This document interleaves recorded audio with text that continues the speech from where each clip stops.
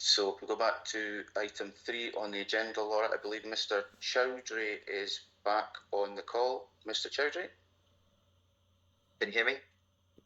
We can so far. I will just go back to the 7 minutes for your deputation, Mr. Chowdhry, and if you have any more issues, we'll maybe raise it and maybe try putting your camera off.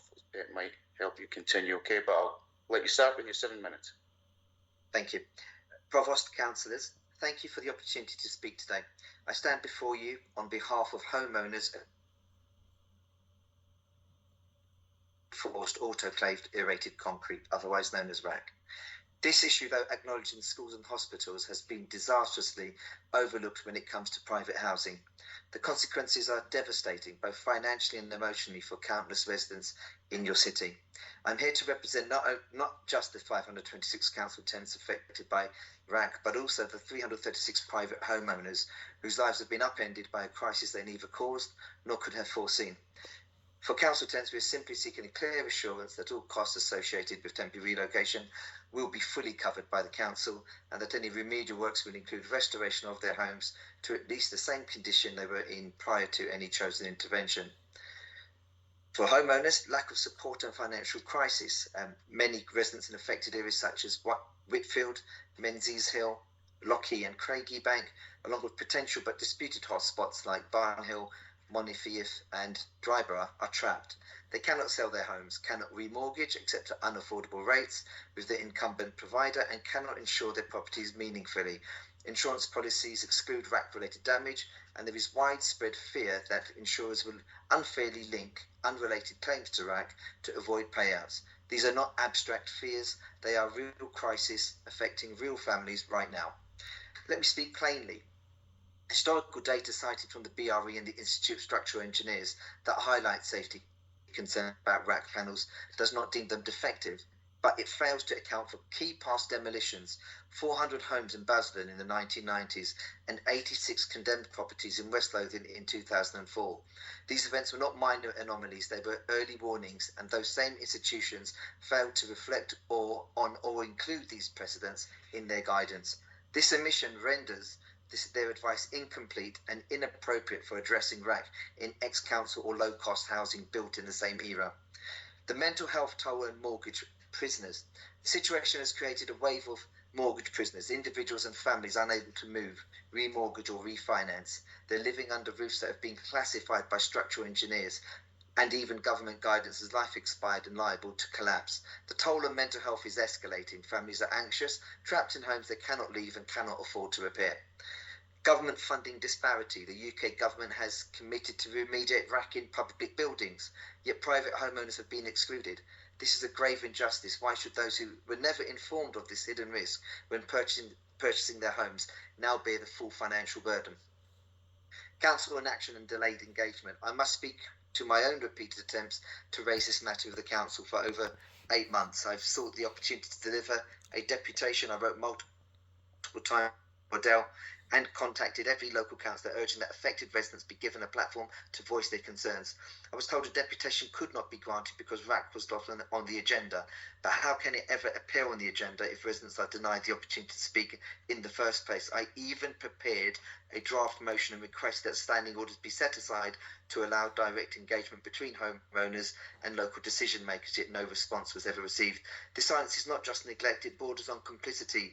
Even worse, it appears that the councils have actively avoided open discussion, thereby prolonging the suffering of residents and eroding public trust. Conflicting and misleading information. Residents have received deeply conflicting messages from the council. Ray Lowe, the Housing Asset Service Manager, stated in writing that Dundee City Council offers grants of up to 40% for RAAC works.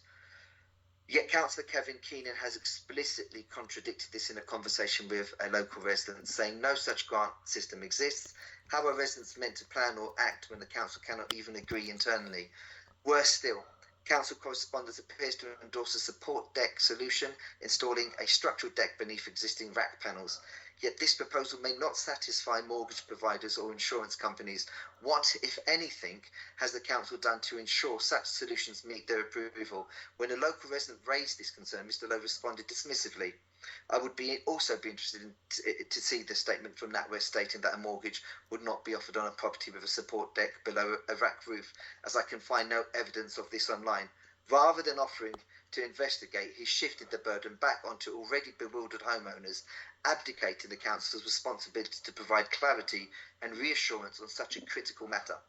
Homeowners do not believe such measures will restore property values or restore mortgage eligibility and will not restore insurance coverage. It is, as residents have described, a wasteful sticking plaster. Pilot projects and lack of transparency. We are aware of pilot RAAC remediation projects potentially being trialled by the council using Morrison Construction. While we welcome any attempt at solutions, there must be transparency, consultation with residents, and a recognition that only full replacement of RAAC components, not support structures, will address the crisis effectively. Residents' voices must be heard. Local residents like the chair of the Dundee RAAC campaign group, Wayne Hoskins, whom I helped establish the local group, have rightly raised concerns that surveys being carried out are visual and not in line with the Institution of Structural Engineers guidance. There is no evidence of deflection measurement, crack logging, or hammer testing. This is not compliance, it's cost cutting. Many homes contain RAAC planks more than 60 years old. According to government briefings and Scott Alert of 2019, these panels have already exceeded their safe lifespan and are vulnerable to sudden collapse, especially if water ingress is detected. These are ticking time bombs. In Chowdhry, residents had just 2 hours notice to evacuate. We do not want Dundee to become the next tragedy. Moral and legal accountability. Let us not forget that these homes were built and once owned by the council in a previous guise. They were sold through government right to buy schemes without disclosure of RAAC defects. There is a clear moral, if not legal, responsibility on the council to provide redress. What maintenance was carried out on these panels before selling them? What warnings were to buyers? The silence is deafening. Homes were bought by people who trusted that they were acquiring safe, habitable homes. Many are elderly, they cannot return to work, they cannot access loans. They lack the savings. These properties, the savings to proceed with a loan. These properties are in areas highlighted in the Scottish indices of deprivation. They were affordable houses, and now they are unaffordable liabilities. The scheme of assistance exists for precisely this kind of crisis. You can create a shared equity model. You can use discretionary grants. You can offer sundry debt recovery loans. I'm currently working with Clacton Manchester Council on precisely such a model. There is no legal or policy barrier to you doing the same, only political will. Moreover, your delay is striking. It has been over a year since RAAC was first identified here, yet progress lags behind every other Scottish council. Sorry, Mr. Chowdhry, if you could begin to wind up your deputation, please. The 7 minutes have come and gone, but I'll let you just wind up. Okay, I'll just read out my call to action. Today I ask this council to do 5 things. 1. Acknowledge RAAC in private homes as a critical housing crisis and place it permanently on the agenda for urgent action. 2. Commit to transparent and expert-led surveys for all in full compliance with ISTRUCT guidance. 3. Use the scheme of assistance to offer grants, mis-share options or sundry debt recovery loans for private home owners, especially those on low incomes or in shared roofs. 4. Clarify the existence or absence of any financial support schemes for affected homeowners, including definitive statements on grants. 5. Advocate for a Scottish or UK-wide national remediation fund that includes private homes, not just public buildings. 6. Ensure residents have access to deputations and direct communication with councillors going forward without bureaucratic obstacles. This issue is not going away. The longer the council delays meaningful action, the greater the human and financial cost will be. We must act now, not after the first home collapses or the first family is made homeless. Thank you. Thank you very much for that, Mr. Chowdhry. Now I will open it up to the chamber if anyone has any questions for the deputation.